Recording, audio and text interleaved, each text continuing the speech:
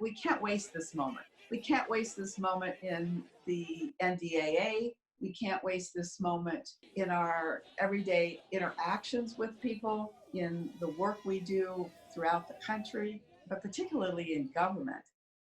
The committee is very deferential to the department and oftentimes will not buck the department. So an amendment that comes in, the department doesn't like it, it's tossed. Most of the members that serve on this committee either have a defense contractor in their district or they have a base in their district. So they are committed to their constituents and so doing want to maintain the status quo, which is not necessarily in the best interests of the country when you look at some of the abject failures of our weapon systems that we have engaged in producing only to find out that they couldn't do what they were intended to do. And I think that there's a willingness now to create some objectivity. In my own experiences, that didn't always sing of liberty and equality. This is our Department of Defense. I've heard you speak about the NDAA being more of a vision of what the military wants than what Congress expects. Do you think that that is different this year because of what's been happening?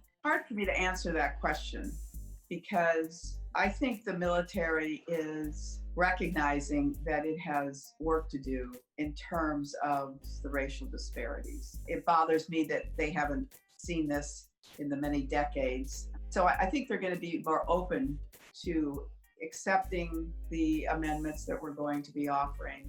The real question is, are they going to act on it? From what I've seen, you've pushed a few progressive measures while on House Armed Services, and I'm wondering if there are some that you think you are further away from realizing than others. I still think taking sexual assault decision-making out of the chain of command is probably the most difficult. It should be determined by a prosecutor, not by the convening authority. And unfortunately, it's still there, and I have not gained the same ability to change the military's mind. Now, why do you think that that is what you're receiving the most pushback on?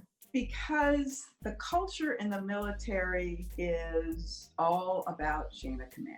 And I think the belief in the military is that if you take this particular component out of the chain of command, what's next? What do you think are going to be the close votes?